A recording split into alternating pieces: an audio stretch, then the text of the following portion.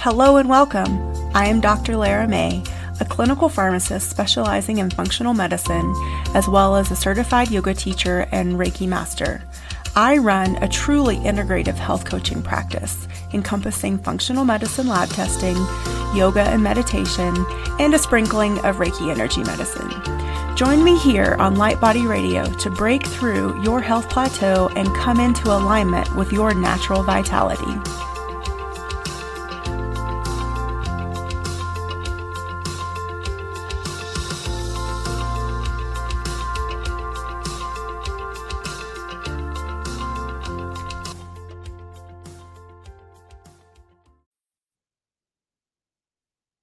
Hello and welcome to Light Body Radio. I'm your host, Dr. Lara May, and today we are diving into I think, a super helpful topic, and I think it'll help bring some clarity and some understanding of how functional medicine labs different from conventional allopathic lab testing and why you might choose one or the other.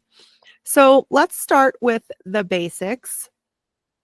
And essentially, we're just going to really quickly run over what are functional medicine labs and how do they compare to the traditional lab tests that you would get from your MD, your PCP, your GP.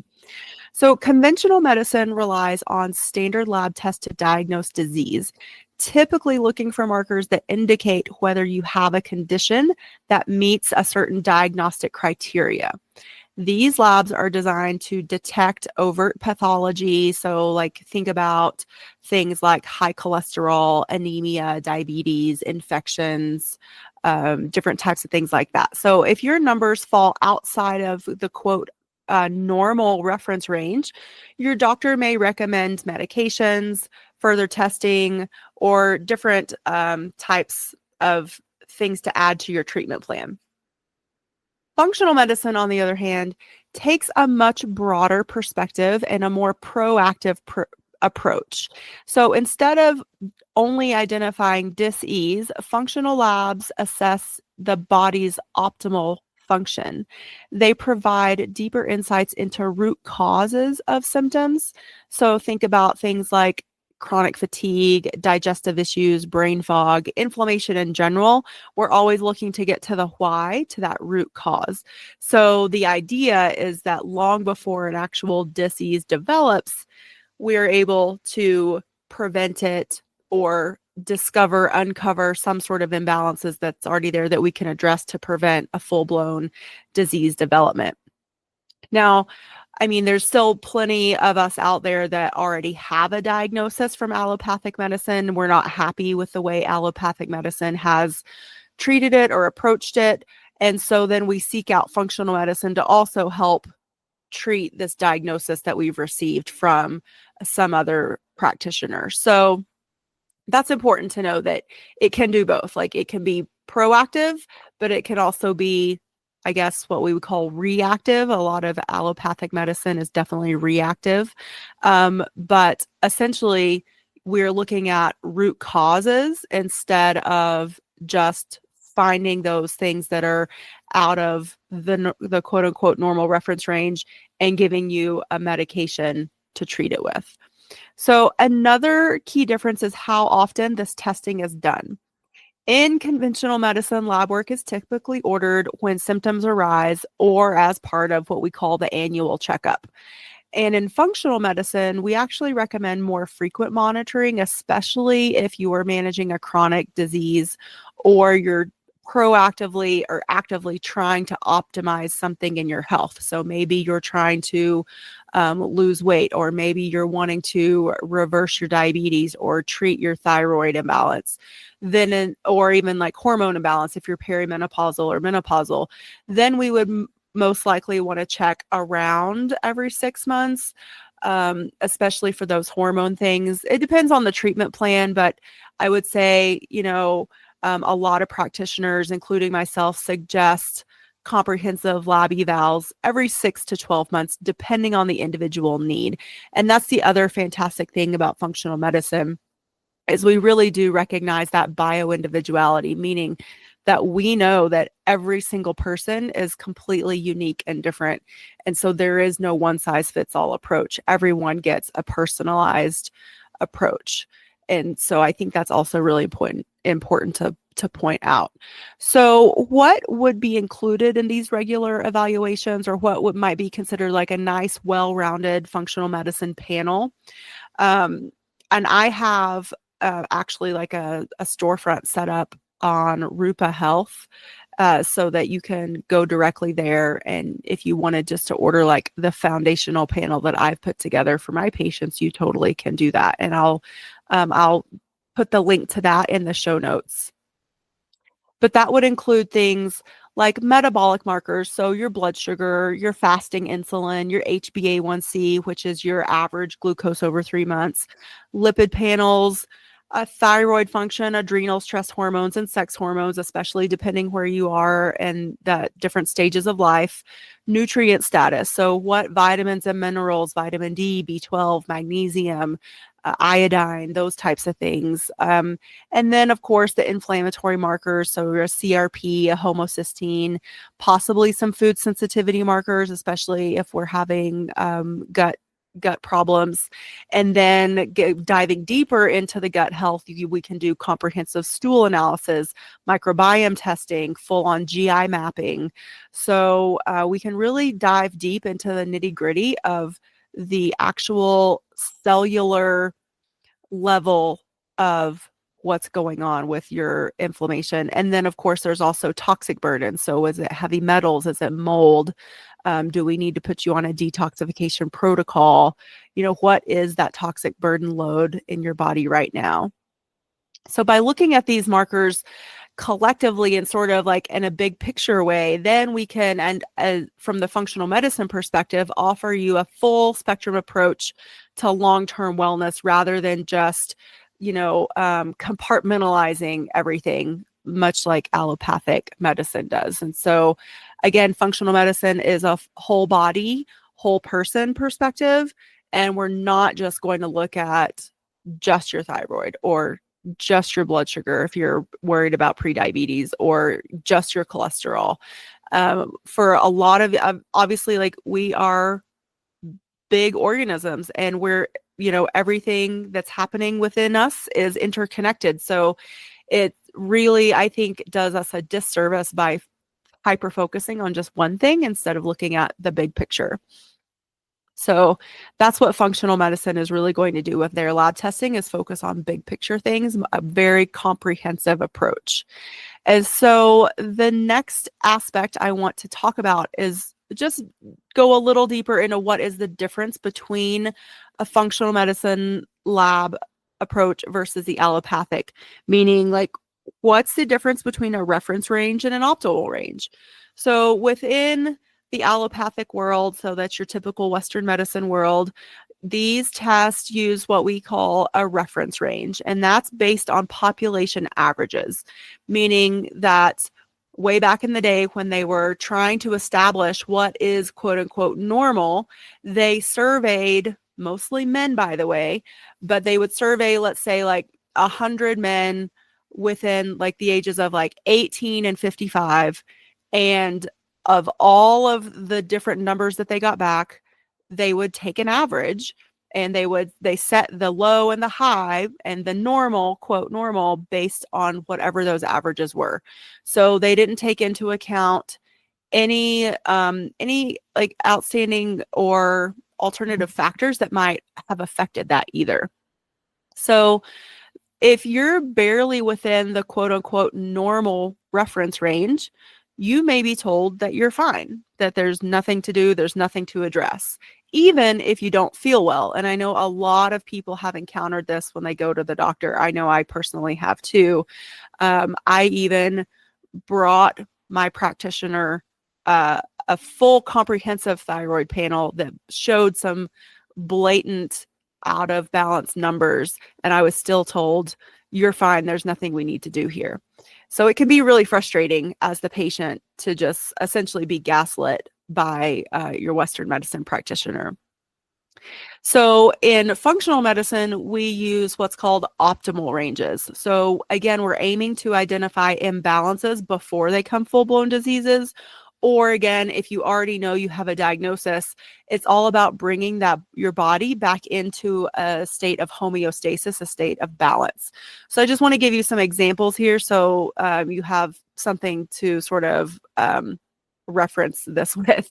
So the first is a thyroid test, for example. The conventional reference range for a TSH level is 0.5 to 4.5. Now, especially if you're in the realm of healthcare, you understand how the thyroid works probably, and you can also understand like that's a really big range, 0.5 to 4.5. But the optimal range in functional medicine is 1 to 2.5. So it's a much smaller range for that ideal thyroid function to discern and to determine if your thyroid function is within that. So I mean, even if you're going to, just your regular allopathic practitioner, if you can tell, like if you've had your TSH level done, even if it's like annually over the last 5 years, if you're trending up, then that means that there is some sort of inflammation, there's some sort of dysfunction going on in your body that does need to be addressed. So let's say you started out at a 1, but over the last 5 years, you're slowly trending up and now maybe you're at a 3.5. Well, that 3.5 from the conventional allopathic perspective would be totally normal, but from the functional medicine's perspective, for me, that would tell me that there's something that needs to be addressed. We need to look deeper into where in the chemical cascade that your thyroid functions, where is the dysfunction specifically? Because number one, if you're at 3.5, you're above our preferred optimal range, but also too, I would see that you have been trending up for several years. And so this is a problem that needs to be addressed before it develops into full-blown like hypothyroidism or something like that. So the next example I wanted to give you were some diabetes reference ranges. So for the conventional fasting glucose, the range is 70 to 99. But in functional medicine, we consider a 75 to 85 optimally, and that's fasting blood glucose. And for your HbA1c, which again, it's reported as a percentage, but we understand that percentage is an average of your blood glucose over 3 months. And so we can extrapolate based on what that percentage is if you're living at a higher number than is healthy for you, meaning like either you're pre-diabetic or full-blown diabetic, and it just hasn't shown up in your fasting numbers yet. So for the HbA1c, the conventional lab is set to a normal of less than 5.7%, but in functional medicine, we like it to be less than 5.2%. And again, this is a representation of an average over 3 months. And then the last one that I thought that might be helpful for you guys, just to start off with some basics, is cholesterol testing. So conventionally, your LDL should be less than 100 and your total cholesterol should be less than 200. But functional medicine also considers the particle size and inflammation markers like LDLP and the HSCRP, and we can look at oxidized LDL. And so in functional medicine, while your LDL and total cholesterol are actually the same and they are still meaningful, we in the functional medicine world are going to dig deeper because we understand that just the LDL alone and the total cholesterol doesn't give us the full picture. We need to see like how inflamed are you? How big and angry are your cholesterol particles? And because this is really going to give us an idea of what your actual cardiovascular risk is. And so again, it's coming down to a matter of root cause versus symptom management. Allopathic labs focus on diagnosing a condition and managing symptoms. I'm sure you've heard me call it Band-Aid medicine, or you've maybe heard other functional medicine practitioners refer to it as Band-Aid medicine, because essentially we're taking those symptoms and we're slapping a Band-Aid on it. Most of the time that's called a medication. But in functional medicine labs, we are seeking to uncover the underlying imbalances. So nutrient deficiencies, gut microbiome issues, hormonal dysregulation, toxic burden, all of those things that contribute to poor health. And again, we're getting to the root cause of why you're feeling the symptoms, not just the fact that, yes, you're feeling the symptoms, but we want to know why and where it's coming from, and then how we can, again, bring your body back into homeostasis, back into balance. So the other thing that is different between the two is the level of comprehensiveness. Functional medicine labs often measure biomarkers that are not typically tested in conventional medicine. So I've had clients that want to use their insurance, which I totally understand, and they'll say, well, just give me the list of what you'll order and I'll take it to my doctor and have them do it. Okay, great. But I can tell you time and time again, I've heard this in response, like once they do that, their doctor's like, no, I'm not going to order these things. Number one, I don't know half of these things are. Number two, you don't need them. And so it's just a matter of they're educated. These doctors, they're good people. They have the best of intentions, most of them, but they just don't understand the functional medicine approach and how we look and evaluate things. And so, for example, again, coming back to the thyroid, the standard way to evaluate the thyroid is just by checking a TSH. And if your TSH is less than 4.5, then they're going to tell you it's normal and there's nothing to do. However, you can present to them having symptoms, having fatigue, being cold all the time, having dry, brittle skin, nails, and maybe even like you're having some alopecia, your hair's falling out, and they'll still tell you as long as that number is within that normal range, there's nothing for them to do. And so as that symptomatic, frustrated patient, it's really annoying. So in functional medicine, we will evaluate the T4, the T3, the reverse T3, the reverse T4, the thyroid antibodies. We want to know, are you suffering, from a Hashimoto's thyroiditis? Are you suffering from just some vitamin insufficiency? So like if you're low in iodine, then oftentimes just replacing your iodine can help your thyroid function rebalance itself naturally. And you don't need medication and your symptoms will resolve. So, it doesn't take much just to dig a little deeper to find some answers that can bring some relief and again, bring back the homeostasis and bring back the balance. And then just the last thing within this little segment here is that conventional labs tend to take a one-size-fits-all approach. And I think we've covered that extensively in illustrating that through the thyroid, that again, like if that number is less than that, within that range, then you're going to be told you're normal and you're fine, even if you present with symptoms. And again, super frustrating as a patient to go through that. And so in functional medicine, we actually test for the individual.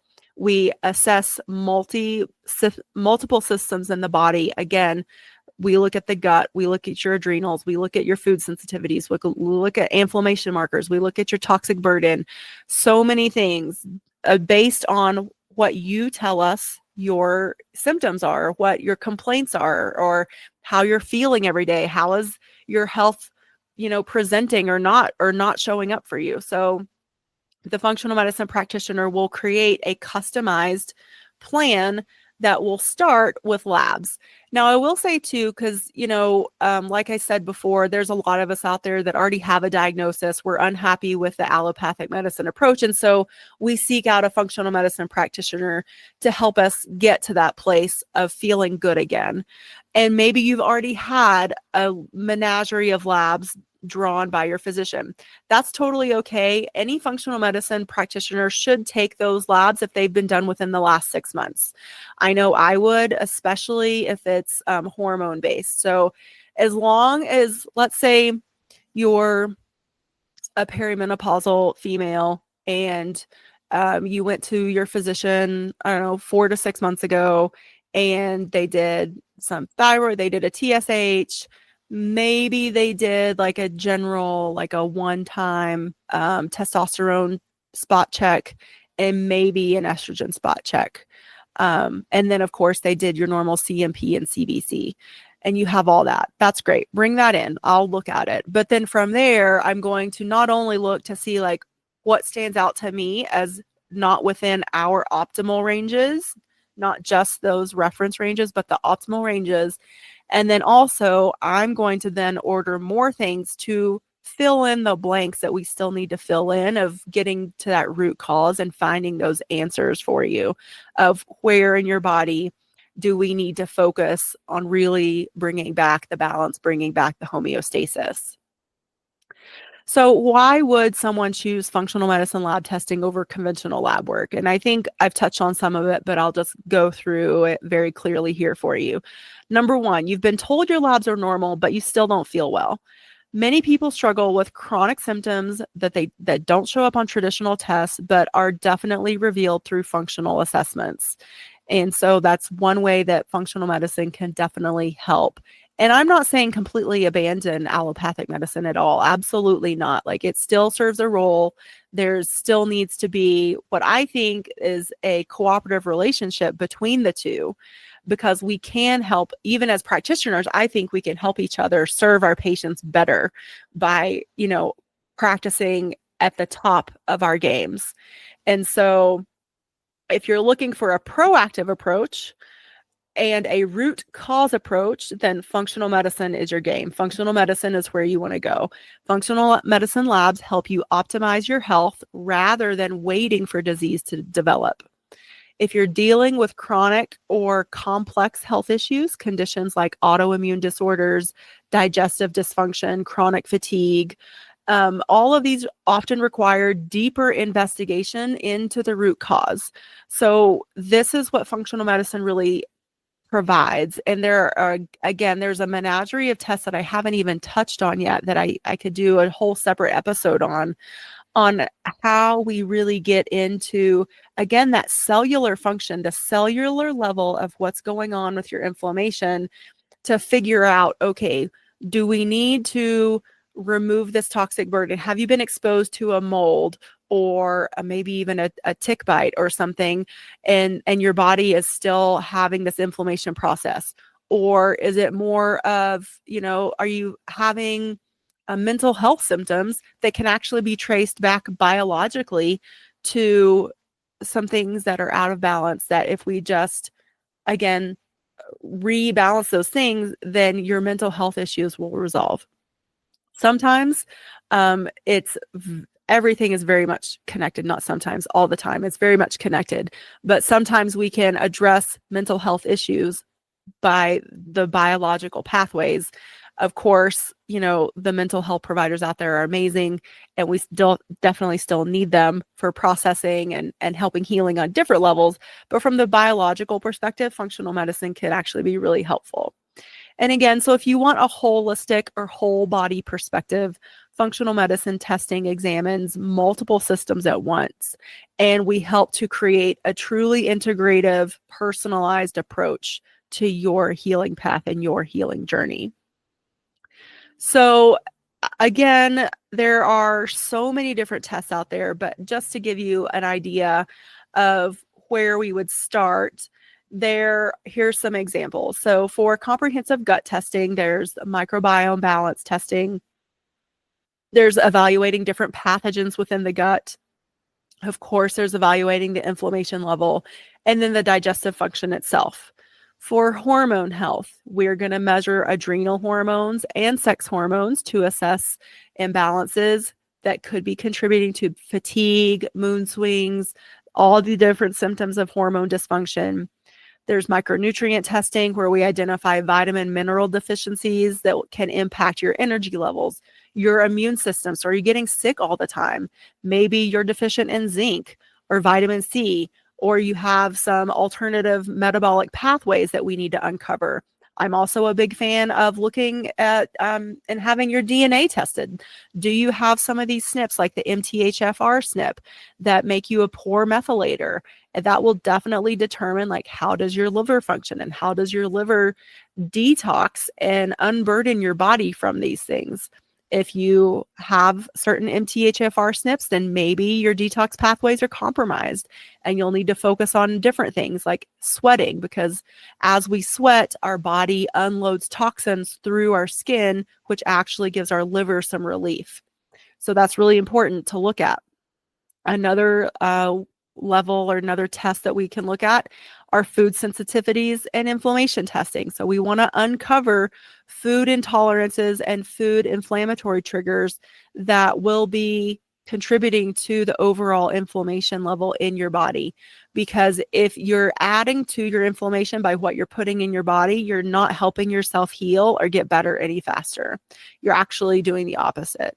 And so then again, there's toxin and heavy metal panels. So we want to assess your exposure to environmental toxins that may be contributing to symptoms. Maybe it's things you've been exposed to through your job.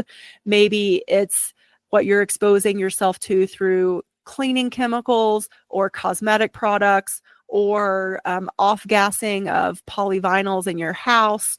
Whatever it is, there's a menagerie of things. Again, it could also be based on food. Like if you're ingesting a lot of food that has been treated with glyphosate, then that's definitely going to have an impact. But all of these things we can look at and we can examine and we can determine and we can get down to that root cause, that specific thing, and address it. And to me, that's power. That's knowledge is power. And when we have this information, then we know exactly how to move forward. So a lot of times in functional medicine, you'll hear test, don't guess. So there are, and I will also say too, you can spend thousands of dollars on tests, but in the end, we want to know how are we going to approach it, and will it change how we treat? So this is the same question we ask in allopathic medicine too. When I'm in the emergency room or in the critical care unit, if something is suggested and the answer is, but will it change how we treat? And the answer is no, then a lot of times it's deemed unnecessary to go down that road. And so the same could be said for functional medicine too. Like, in order to get to the root cause, you don't need every single test in the book. You just need a practitioner that will look at your symptoms and know exactly what to order in order to uncover that pathway. And then you can build a treatment plan and a treatment approach based on that. So again, especially if money is an issue, a lot of these tests, they can, especially as they add up, get expensive. But we can also assume certain things within functional medicine. And with that, we can make a treatment plan. Like, obviously, we would want, if you didn't want to do the food sensitivity panel, you could do an elimination diet. It's going to extend the timeline, but you can do that. So, a average elimination diet approach is going to be about 3 months from the elimination, the eating clean, and then the reintroduction phase. So think about that. Like, what is your time frame that you're looking at too? And or maybe you don't want to test for your heavy metals. Maybe you want to save money on the actual testing panel, but you're willing to spend the money on the supplements to go through like a heavy metal detox protocol. So it's just a matter of having that conversation with your practitioners and, having it be open and honest. And, for me, like, I totally get it. And I'm super compassionate to my clients about, where they are financially and what they're able to do or willing to do versus what's absolutely necessary. So I feel like most functional medicine practitioners, I would like to think, would be diligent and conscientious and not over ordering and not, overspending on lab tests. That might give you information, but is it going to change the ultimate treatment plan? If not, then do we really need to know? I've had some clients that want to know every single detail and money isn't an issue and they're willing to spend the money and we order every single test, and that's totally fine. Because the way my practice is set up, I am ordering the tests at cost for my clients. So I am also not making any money personally on these tests. And so I think that's important to ask too, like in terms of the pay structure, where it's totally fine as the client or the patient to ask these questions. And if you're not comfortable with the answer you get, then move on and find another practitioner. You're like, this is your journey. This is your health. You shouldn't feel pressured or guilt tripped into anything. It should be open lines of communication and a compassionate two-way street, I feel like, approach. Because again, it's your body, your health. I'm just your guide along the way, so to speak. So functional medicine lab testing isn't just about diagnosing illnesses. Actually, it's very little about diagnosing illnesses, and it's very much more about optimizing health, understanding your body's unique needs, and taking control of your wellness journey. If you're interested in learning more or working with me to explore functional testing yourself, please visit my website, drlaramay.com, or you can email me from the website, or you can contact me on the socials. I'm at Dr. Lara May on Instagram and Facebook and TikTok. I'm at Dr. Lara May FXN Med, so functional medicine. And I'd be happy to discuss what's going on with you and come up with the plan and hopefully have it be in a way that is totally affordable and approachable, because that's my goal, is to help as many people as possible in the most affordable way possible. So, and I also promised you that I would give you the link to my Rupa Health lab front. And so I will include that in the show notes. And so for the show notes, go to drlaramay.com/podcasts, and all the show notes live there. And just look for the Wellness Illuminated episode that says functional medicine lab testing versus allopathic testing. All right, everyone. I hope you found this episode helpful and enlightening. And I think what I'll do moving forward is I'll take a couple of the most common health questions or like disease states or chronic conditions that I get, and I can do an episode on each one of those to dive deeper into which tests would be appropriate and what those treatment plans might look like from a general perspective. And I think that could be helpful for you too, to shine some light. So maybe know more what to expect if you're seeking out a practitioner. And so you'll know, again, like what to look for and maybe what would be right versus maybe if something seems off to you. So anyway, I hope you all are fabulous, and I will catch you on the next episode.